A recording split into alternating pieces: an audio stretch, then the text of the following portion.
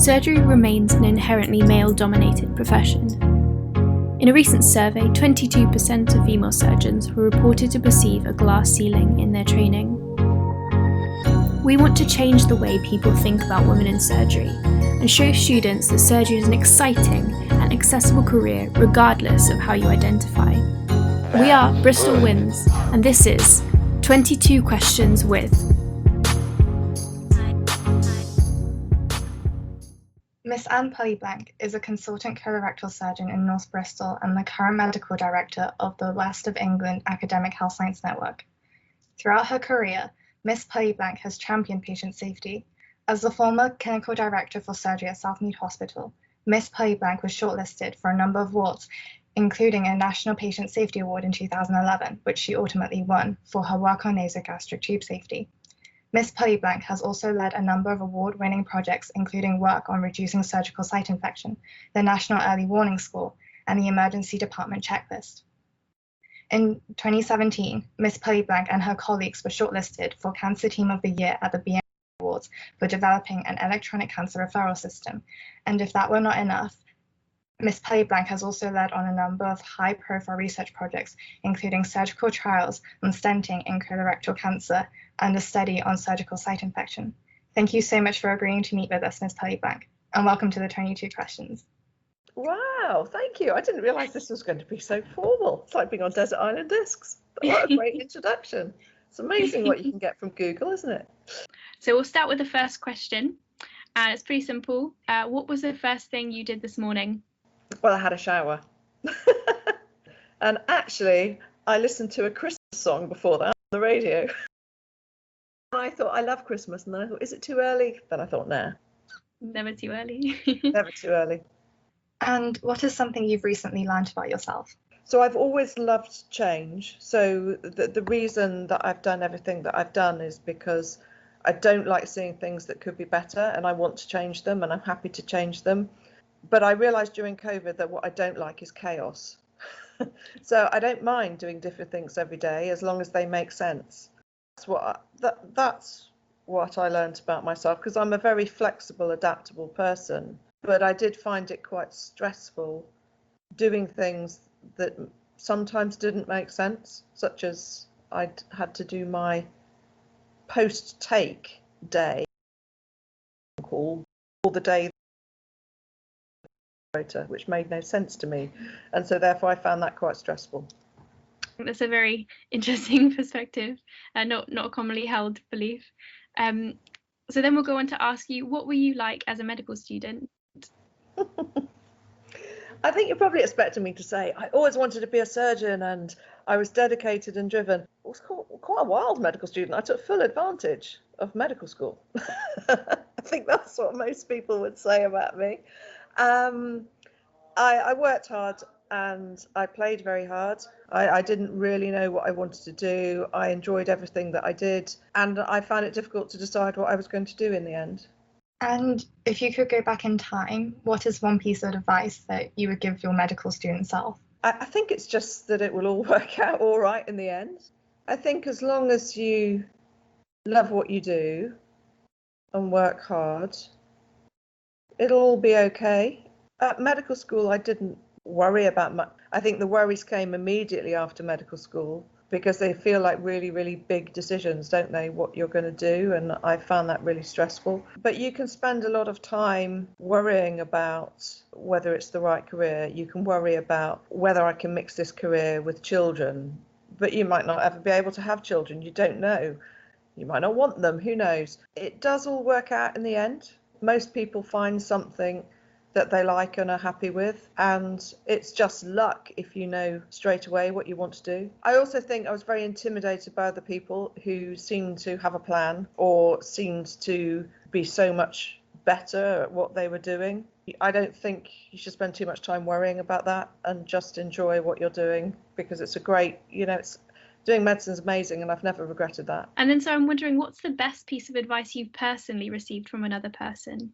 Believe it or not, I'm a surgeon. I'm actually quite sensitive, and I do care a lot about what people think of me. And when I became a clinical leader, had leadership roles, managerial roles, so being clinical director of surgery, Yeah, sometimes that's very stressful and you can take things very personally. And someone once said to me that, people are reacting to you not because of you, it's because the chair that you sit in.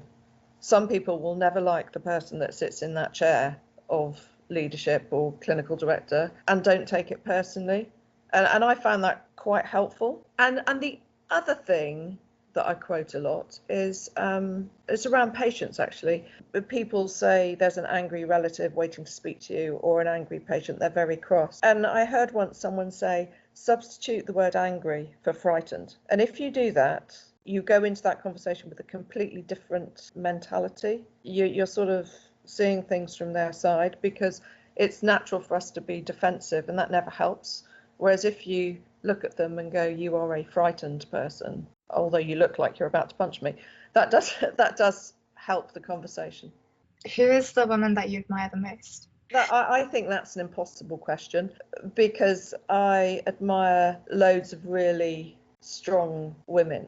So I always used to make up a fantasy dinner party of people that I'd like, and one of the people that I admired at the time was Orla Guerin. She's the female journalist, and her sister was murdered by terrorists in Ireland. I admire that she's out in war zones reporting, but I always see her and think, that's a great job. But since then there are so many amazing women, aren't there, that I don't know, Michelle Obama, Malala. There are so many people that you think, gosh, I'll never be like you. And someone asked me that question once before, and I said, anyone that's ever been on Desert Island Discs. Because if you ever listen to Desert Island Discs, there are some people on there that are, on the face of it, quite ordinary in the beginning, but when you listen to them, you think, oh my goodness, you're amazing. There was a really great woman on there who was a firefighter called Sabby Cohen something. People in ordinary jobs that have succeeded, or even people, they don't have to be in particularly fancy jobs, but there are some people that have overcome amazing things. I think you learn and take strength from seeing any female role model do a good job at anything. Absolutely, thank you for that. I think we're all very big fans of Desert Island Discs, particularly the Professor Mansfield episode that recently came out. We were all sort of fangirling. I was on her firm at St Mary's, so I know her. Well, not for many years, so I haven't heard that one. So thinking a little bit more about surgery, so some say that the medical education and the hospital environment disproportionately reward stereotypically masculine traits above feminine ones. We're wondering, do you think this is the case in your experience? Not so much at medical school. I think in surgery, yes, actually. But I think things are really changing. They have to, because there are more female medical students than male. I still think it's true that, certainly in surgery, some traits that people value in men are not appreciated in women. For example, in surgery, you have to talk very directly, and what can come across from a man as being a real leader or a great surgeon or being very directive can be perceived as aggressive in a woman. I think a man jostling to try and get into theatre is seen as ambition, and for a woman it can be seen as pushy.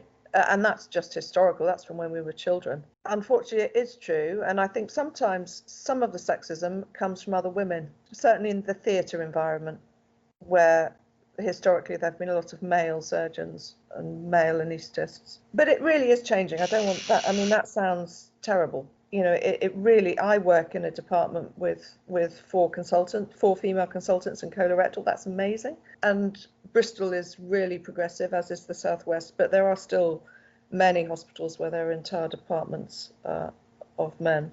And unfortunately, I do think in surgery, with certain senior consultants, back in my day, male traits were valued slightly more. And we shouldn't have to turn ourselves into men. We are who we are. And to continue more about surgery, what does surgical culture mean to you, and has this culture shifted since you were a trainee? Yes and no. I think I'm very lucky in that I work in an environment with lots of women. The surgical culture of accepting women in surgery has completely changed, and I don't see it much, but I know that it still exists. And I was the first part-time female trainee in the Southwest for surgery. And I remember a week before I was due to come back to work, I was rung up by a male surgeon who said, oh, well, this guy who's meant to come and work with us, he hasn't passed his health clearance. So, well, we've had a discussion and we thought you could just come back full time. I'd like to say that sort of stood my ground, but in fact, I just cried. But anyway, but I got it sorted and I didn't come back. But that's an example of complete misunderstanding of what childcare and being a part-time trainee involves. And now, I've recently had my first trainee who asked for shared paternal leave to look after his baby. So that's amazing. Things are really changing. In terms of what surgical culture means, I still think if I've got my patient safety hat on, surgeons, it's all very much about research, publications, not so much about the basic hard work of quality improvement. So we're all very good at talking about research and quoting papers, but putting it into practice and making sure your patients get it is a completely different thing. So as you know, you mentioned surgical site infection a lot. It's a subject close to my heart, but for years we've known that, for example, 2% chlorhexidine prep is better, but we still give surgeons a choice. And what we're not very good at is sorting out our systems that enable people to do the right thing. And we still enable surgeon A to say, I want to do X, even though it might not be the evidence-based thing. Surgical culture historically has been very individual. Surgeon X likes to do this for their operation. That's changing a lot. And certainly in my team, we all work as a team. We all agree how we're going to treat our patients. Because it's not really fair that if you see one surgeon, you'll get a different level of care than if you see another surgeon, just because that's their preference. I mean, that's terrible. And I think surgical culture has shifted away from the surgeon is the god and does what they want to, we are a team. Keeping my patients safe involves a huge number of members of the team who all do the right thing because our culture is that's the way we do things around here. So I think that is a big change, sort of team-based to individual autonomy. I just want to say it's so refreshing for you to say that, when something goes wrong, you just cried, because I think you're completely right. There is a sort of expectation or feeling like you need to be more stoic in order to get anywhere. Even as a medical student, you feel like you need to sort of, I don't know, maybe lower your voice or act slightly differently to get listened to. I try not to cry in front of people. However, anyone who's been on my team will know that if I've had a particularly tricky conversation with someone and maybe told them that they're dying, that I have been known to, to have become moist around the eye. And that's the far more human response, I think. Okay. But I would try never, ever to cry because a man's shouting at me, for example. I would stand my ground, go away, lock myself in a room and then cry. There's my advice. Okay, we're going to take a bit of a gear shift here. We're going to ask you, why did you choose your particular surgical subspecialty? So people ask me that a lot, and I think some of it is because of role models. Some of the people that I worked with that were inspirational were colorectal surgeons at the time. But the reason I love colorectal surgery is it involves all ages, both sexes. It has a cancer that's curable, and the surgery makes a difference. There are certain cancers that are terrible, and some gastrointestinal cancers, such as pancreatic or esophageal, where most of the patients you can't operate on, and even if you do, sometimes their outcomes aren't so good. So colorectal surgery is a curable disease. It's got really, really big surgery. So you can do massive pelvic surgery to take out multiple organs. And it's also small surgery. So, doing hemorrhoids or fissures, fistulas. It's got emergency surgery and it's got elective surgery. It's got keyhole surgery and it's got traditional surgery. And it's also got endoscopy. So my weeks really varied because I can do operations and I can also do endoscopy, colonoscopy. And the things that we're doing down colonoscopes now, that's going to develop. So there's a lot, you can remove bigger polyps down colonoscopes.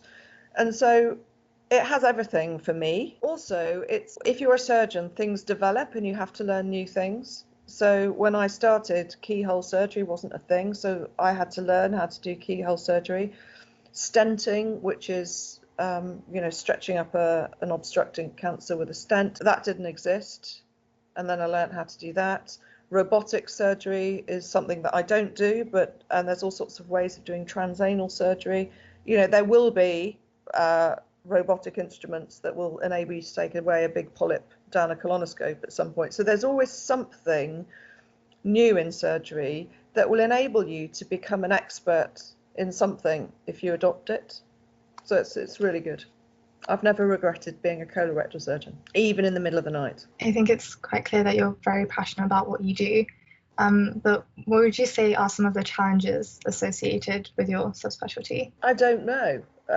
My subspecialty, I love most things about it. I think the biggest challenges actually for all of us is the emergency work, because where I work, we're a major trauma centre. In order to improve outcomes after emergency surgery, we come in at night for emergency laparotomy because that's the right thing to do. The burden of being on call is actually now quite high. It's quite a lot, and you'll have heard a lot about talk about emergency surgeons to try and alleviate that. So I think it's the balance between keeping a really high quality emergency service as well as doing good colorectal surgery. I think the other challenges in surgery in general, as well as colorectal surgery, is there are lots of new techniques that come and go, and I think doing them safely is a big challenge.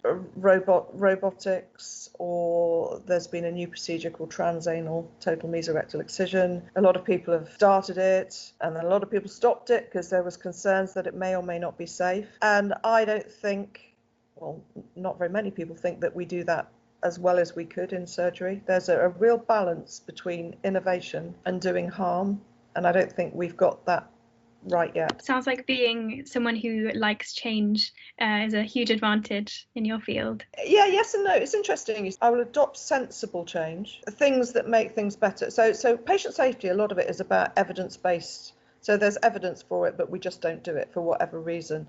So I'm a really good adopter of that, but I'm not, you've probably seen the adoption curve as to, an early adopter, and I'm not, and I wouldn't be an early adopter of a new technique. There are some people who are great at that. That's not me. I would want to wait to see that it's safe before I adopt it. So I love change, but safe change. So do you have any advice for people perhaps wanting to become surgeons, or specifically wanting to become general or colorectal surgeons? I think you have to do it because you love it. It's quite hard work. There are better specialties if you want to stay in your bed at night. I think you just really have to love it and make sure you're doing it for the right reason. The advice is just to go for it. Don't worry about what may or may not happen in the future around your personal life. That can all work itself out. I think there's this myth as well that you have to have an amazing pair of hands, or that you have to be particularly gifted with your hands to be a surgeon.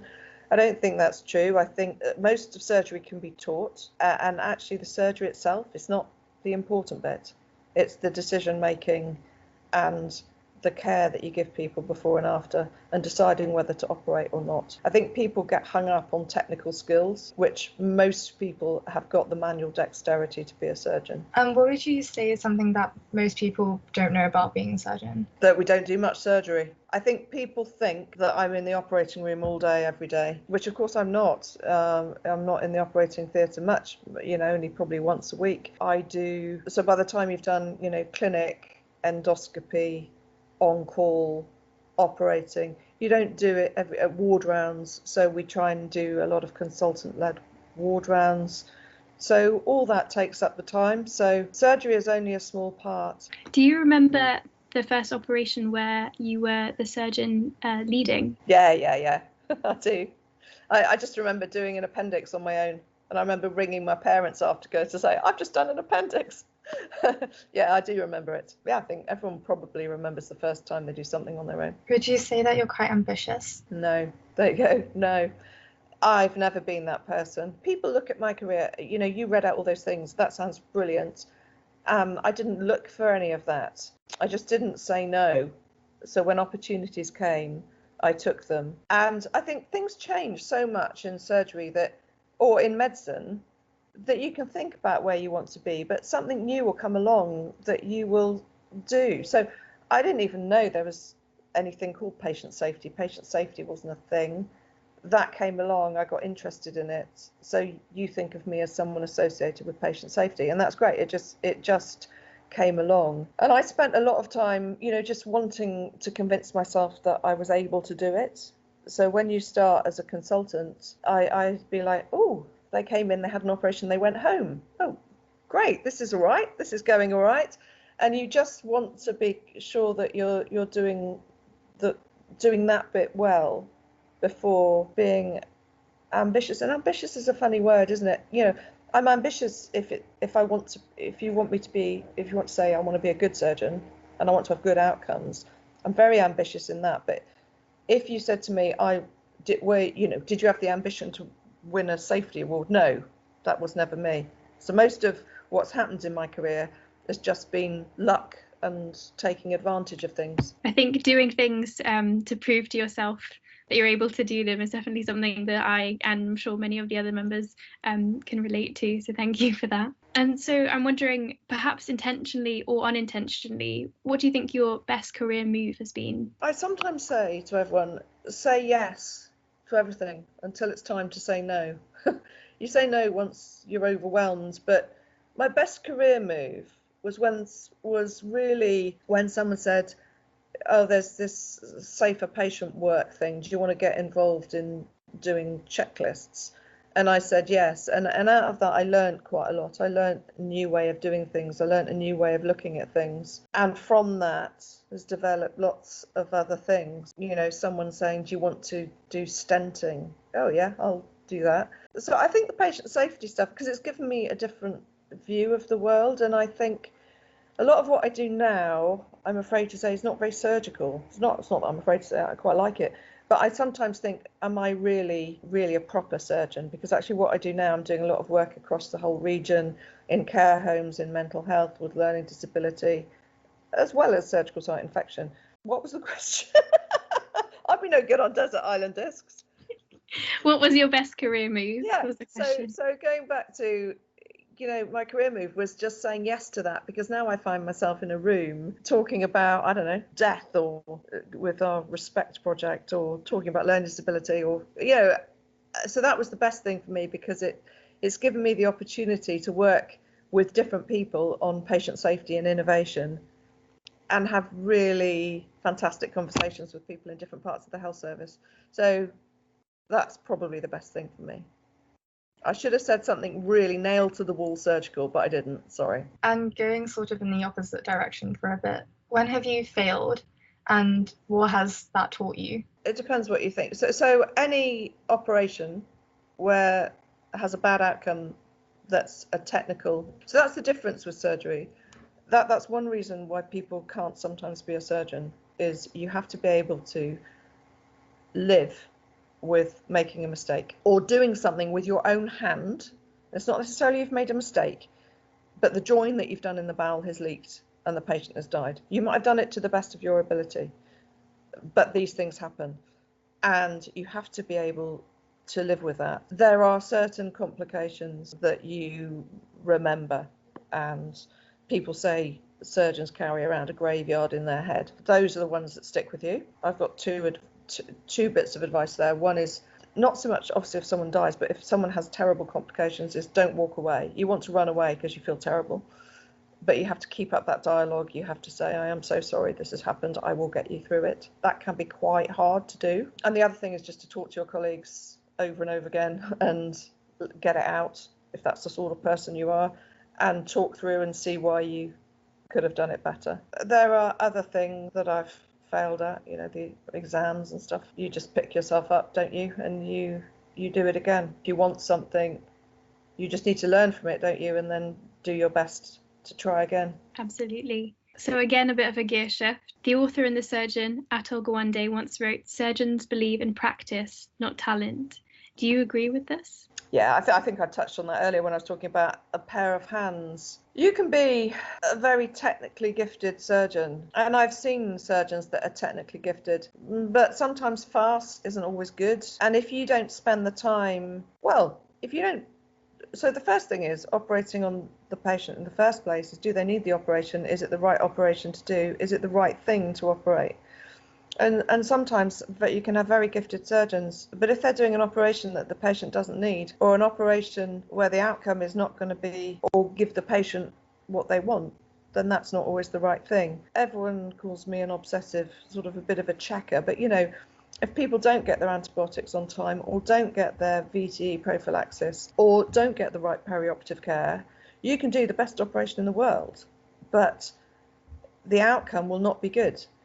So it's a responsibility of the surgeon, I think, to make sure that the care that's delivered, the totality of care, is good and consistent and equitable. And so therefore the surgery is only a very small part of it. So I agree with him. I was behind him on an escalator once. I wanted sort of to touch him to see if I could get some magic, but no. If you were not a surgeon, what career path would you follow? I've thought about that a lot, actually. I'd be a paramedic, because I always wanted to do something in healthcare, and I think paramedics have a great role, going out assessing people by the roadside. Some of it's boring, I know, but it's actually great. They do a great job, and I think I'd always want to be doing something in healthcare. What do you think about the rise in the number of doctors publishing their first-hand experience of working in the NHS? Giving a peek behind the curtain, so to speak. Would you ever personally write a book about your NHS war stories? Well, whatever we think about it, the public are lapping it up, aren't they? So if you want to make some money, that's a good thing to do. I think there is a place for it. I am more along the style of an Atul Gawande type book, which has a message and is a combination of research and a message and a theme with a few stories, as opposed to a series of stories. I think it'd be quite emotional to write. I think you've got to be careful that you wouldn't identify patients. If I wrote a book, I think it would be more along the lines of patient safety, how to do things better, rather than stories. But I think there is a place for it. Adam Kay's book made me cry with laughter at places, and there are other books that have me sobbing. But I think there's only a place for it if you've got a reason for it. I think you need to be trying to say something, not just giving a series of stories to show how great you are. And what's one book that has made a lasting impression on you? It could go from stories, children's stories, to, fiction, to, I don't know, factual books. I think I'm going to have to go with genres, I think the sort of book I like reading now, obviously I love fiction, and I love crime thrillers, and I love, absolute rubbish as well. So, but the type of books I like to read now are sort of Atul Gawande, Malcolm Gladwell books that take a subject and bring in the research and make you think differently. All those books like, I don't know, Black Box Thinking, anything that Atul Gawande ever written, anything that Malcolm Gladwell's ever written, they make you think differently, because they take something about the world and make you, they're sort of psychology, I think, some of them, they're almost how people work, and they just change your view. So those are the books that I quite like to read now, much to the disgust of my husband, who calls them airport books. But anyway, I have no shame. It's clear that you like something with a lot of evidence base behind it as well. Otherwise, there's that expression, isn't there, from without evidence, you're just another person with an opinion. A lot of wisdom there, I think. Yeah, not mine, sadly, not mine. So if you could change one thing about surgery to improve the experience of future female surgeons, what do you think it would be? I think a lot of the things that need to happen are happening, in terms of access to flexible working, childcare. I mean, I think the thing that would make a massive difference, which I've always said which has never happened, flexible childcare in hospitals that didn't start at 8 and finish at 5 would be fantastic if you wanted something that would really make a difference to people. In terms of everything else, it's just the general culture that has to change, and the only way that will change is more physicians there are that will gradually change. And I think the main thing is that women should help other women, And that doesn't always happen, strangely. In terms of the infrastructure, I think we're not looked upon as such strange creatures anymore. And there is the ability to work part-time. And as more men work part-time, the stigma around that is improving. I think we just need more women to be able to get it more mainstream. It's a long struggle, but we'll get there. Actually, the other thing that would make it easier is a more public perception of because some of the sexism I get is actually from the public. They don't realise that I'm a surgeon. Even after I've been looking after them, I will be introduced to their family member as their physio or something. It happens so many times. When I go on a ward round with a white male registrar, they will assume he's the consultant, even though I'm clearly old now. But it still happens all the time that it's assumed that the male with me is the consultant, not me. I even went to the coroner's court, and both the coroner and the assistants turned to the trust solicitor and said, "I thought you were bringing a surgeon with you." And I was like, hello. So I think the biggest thing will be people, the public, realising that surgeons can be women. Last question. What are you still learning? Oh, I learn every day. I learn stuff every day. You try keeping up at my age. Some days I'm on the ward round and there'll be a drug a patient's on and I'll say, what the heck is that? Or a syndrome. The other day someone had milk alkali syndrome and we were all dragging that up from the backs of our minds. So I think there's always something new. So if you think of all the things that have changed since I've become a surgeon, huge. There are new drugs. So it's genuinely learning new stuff. It's also remembering the rare stuff. So sometimes you get rare stuff come along that you've never seen before. And that's fantastic as a surgeon. People, for example, I don't know, I had someone with blue bleb nevus syndrome, and it makes you go away and look it up because you don't know what to do about that. So there's rare stuff and there's new stuff and and also there's new surgical techniques. So I learn almost every day. And that's what's good about medicine. That's why it's a great career, because we're not going in doing the same thing every day. What your career will look like in 10 years' time will be completely different. Artificial intelligence will be reading some of the CTs that you're doing. You'll be using a robot. You'll be able to do more stuff down the endoscope. We might find a drug that cures colorectal cancer. There's so much that might happen. Thank you so much. So that's all the questions we had for you. You've given us some amazing answers, so thank you so much.